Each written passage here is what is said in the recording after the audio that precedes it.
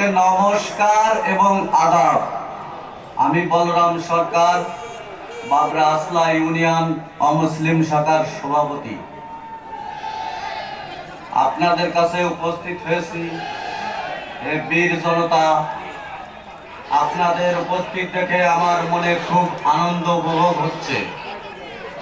আপনাদের এই উপস্থিতি আগামী দিনের ইনশাআল্লাহ দাঁড়িপাল্লা প্রতীক বিজয় লাভ করবে। আপনাদের বিজয় নিশ্চিত। আগামীর সংসদ হবে দাঁড়িপাল্লার সংসদ।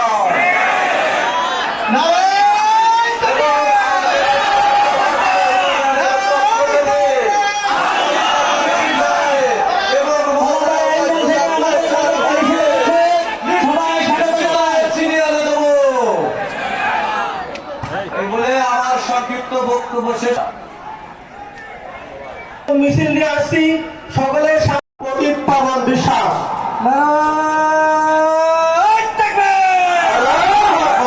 হিন্দু মুসলিম ভাই ভাই দাঁড়িপাল্লায় ভোট চাই। হিন্দু মুসলিম ভাই ভাই দাঁড়িপাল্লায় ভোট চাই। হিন্দু মুসলিম ভাই ভাই দাঁড়িপাল্লায় ভোট চাই।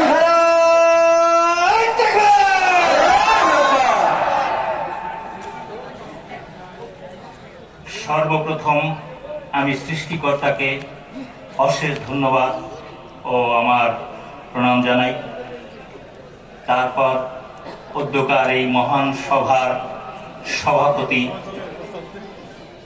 বিশেষ অতিথি ও অন্যান্য সুধীবৃন্দ, তাদের চরণে আমার শ্রদ্ধা, ভালোবাসা এবং সালাম নিবেদন করলাম। উপস্থিত সমস্ত আমার এই কালিয়া এক আসনের সমস্ত ভাই, সমস্ত বন্ধু স্বজন, তাদের প্রতি আমার আন্তরিক শুভেচ্ছা এবং ভালোবাসার দিয়ে আমি সামান্য কয়েকটা কথা বলবো মাত্র।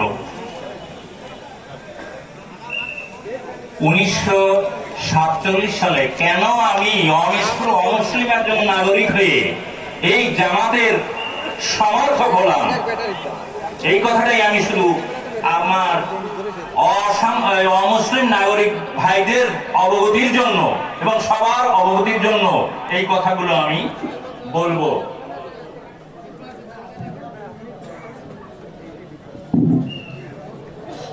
1947 সালে যখন এই দেশ ভাগ হলো, ব্রিটিশ চলে গেল, পাকিস্তান হিন্দুস্তান তৈরি হলো, তখন পাকিস্তানে যারা পড়লো, অমুসলিম নাগরিক যারা ছিল তাদের বলা হলো শত্রু।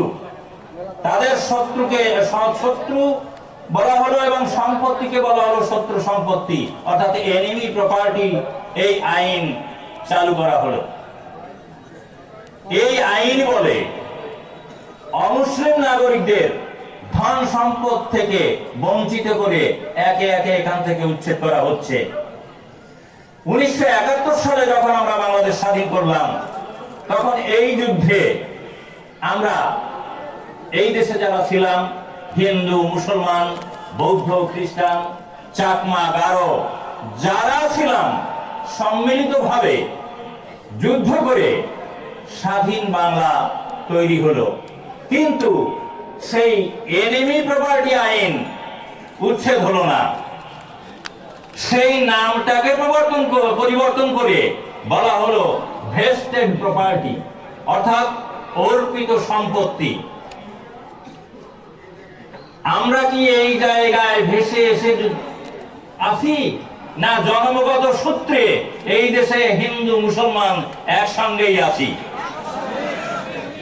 তাই যদি হয় তাহলে আমার জন্য কেন এই বৈষম্য? আমাকে কেন অর্পিত সম্পত্তির অধিকারী বলা হলো? তাই আমার অমুসলিম ভাইদের প্রতি আমি বলবো যে আপনারা জামাতকে বোঝার চেষ্টা করেন, তাদের যে নীতিমালা সেটা দেখেন। অন্যান্য দলের 47 সাল থেকে আইনে বা সংবিধানে আছে ধর্ম নিরপেক্ষতা, অর্থাৎ সকল ধর্মকে সমান চোখে দেখা হবে। কিন্তু সেখানে ধন সম্পদের নিরাপত্তা, জীবনের নিরাপত্তা এই কথা বলা নাই। একমাত্র জামাতের সংবিধানে আছে যে অমুসলিম নাগরিকদের ধর্মীয় স্বাধীনতা থাকবে, জীবনের নিরাপত্তা থাকবে, ধন সম্পত্তির নিরাপত্তা থাকবে। তাই আমি জোর দিয়ে বলবো যে এই জামাত ইসলামকে সমর্থন দেয়া হোক। আমার অমুসলিম ভাইদের প্রতি আমার আহ্বান, তারা যেন ভুল বুঝাবুঝি না করে নিজেদের অস্তিত্ব রক্ষা করতে হলে, এই দেশের মাটিতে থাকতে হলে জামাতকে সমর্থন দিতে হবে, তাদের ভোট দিতে হবে। এই বলে আমার বক্তব্য আমি সংক্ষিপ্তভাবে শেষ করলাম। সবাইকে আমার নমস্কার।